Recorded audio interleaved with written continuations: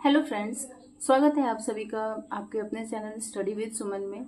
आज हम बात करेंगे सीटेट में इंग्लिश में अच्छा स्कोर कैसे करें। तो बिना टाइम वेस्ट किए स्टार्ट करते हैं वीडियो। प्लीज़ पूरा वीडियो देखिएगा, आपके लिए अगर यूज़फुल है तो मैं पूरे में लास्ट में दिखाऊंगी कि मैंने नोट्स कैसे बनाई थी इंग्लिश की, और बहुत कम पेज में मैंने इंग्लिश की नोट्स बनाई हैं तो मैं आपको दिखाऊंगी, ज़रूर दिखाऊंगी।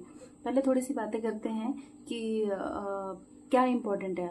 आपको मैं बताऊं, सीटेट में सबसे ज़्यादा इम्पोर्टेंट होता है सीडीपी। तो सेम है यहाँ पे भी। आप ग्रामर मत पढ़ो, ग्रामर में सिर्फ 2 क्वेश्चन आए थे, एक थे टेंस से रिलेटेड और दूसरा क्वेश्चन था एडवर्ब, एडजेक्टिव, इससे रिलेटेड क्वेश्चन रहते हैं। 2 क्वेश्चन होते हैं। अगर आपने नॉर्मल बेसिक स्कूल में भी पढ़ाया तो ये क्वेश्चन सॉल्व हो जाते हैं, और अगर थोड़ा सा दिक्कत आता है तो ये पैसेज से सॉल्व हो जाते हैं, इतनी दिक्कत वाली बात नहीं है। लेकिन सबसे दिक्कत आती है कि हमें 2 पोर्शन है, एक 15 मार्क्स के सीडीपी आती है और 15 मार्क्स के हमारे आती है पैसेज। तो पैसेज को आप सबसे लास्ट में सॉल्व किया कीजिए, क्योंकि पैसेज में बहुत टाइम टेकिंग होती है। आप कितना भी पूरा पैसेज पढ़ लो वो समझ में नहीं आता, तो आपको सबसे लास्ट में करनी है, पहली बात। दूसरी बात ये कि आप हमेशा प्रैक्टिस करा कीजिए पैसेज की। अगर आप पैसेज की प्रैक्टिस करते हैं तो आपको अच्छा स्कोर आएगी, ठीक है। बात रही सीडीपी का कैसे पोर्शन कंप्लीट करें, क्योंकि इंग्लिश में स्कोरिंग सब्जेक्ट सिर्फ सीडीपी है। आप इंग्लिश में सिर्फ सीडीपी पे फोकस कीजिए, उससे आपका अच्छा स्कोर हो जाएगा।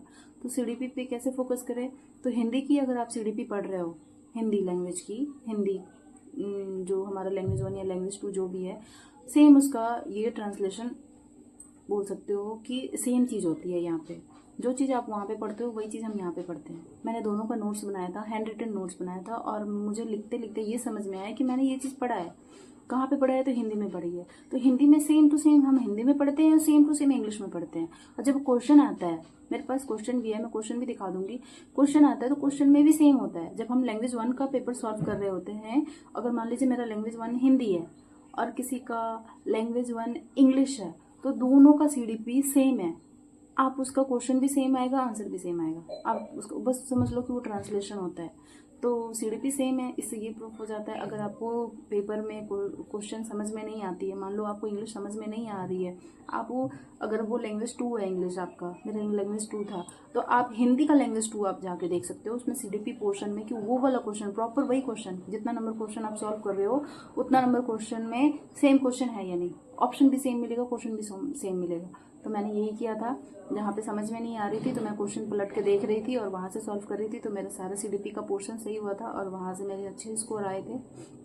आप भी कर सकते हो वहाँ से इस तरह से, अगर आपको टाइम मिलता है तो। बट ये टाइम टेकिंग होती है, तो आप इससे अच्छा है कि थोड़ा सा घर पे सीडीपी का ध्यान दे दो।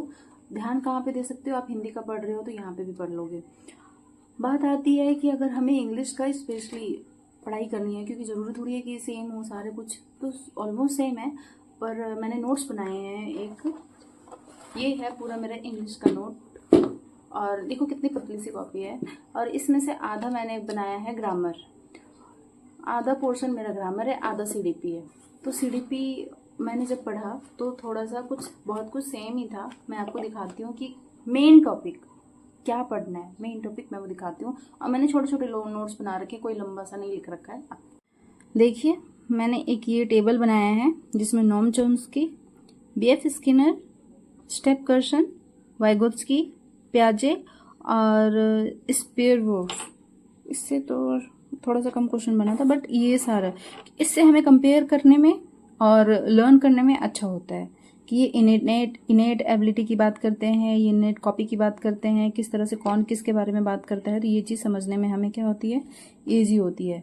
तो ये मैंने इस तरह से नोट्स बनाया है, और ये थोड़ा डिटेल में है। अब देखिए ये नेगेटिव पॉजिटिव वर्ड मैंने लिख रखा है। मेरा ये इंग्लिश में सबसे रामबान तरीका है मुझे पास करवाने का, क्योंकि नेगेटिव पॉजिटिव सिर्फ और सिर्फ इंग्लिश में नहीं, हर एक सब्जेक्ट में। आप बोल सकते हो कि मैंने सीडीपी के लिए भी एक स्पेशली मैंने नेगेटिव पॉजिटिव का वर्ड बनाया रखा है, वीडियो बनाया है, आप देख लेना। देखिए नेगेटिव कौन सी है, पॉजिटिव कौन सी है।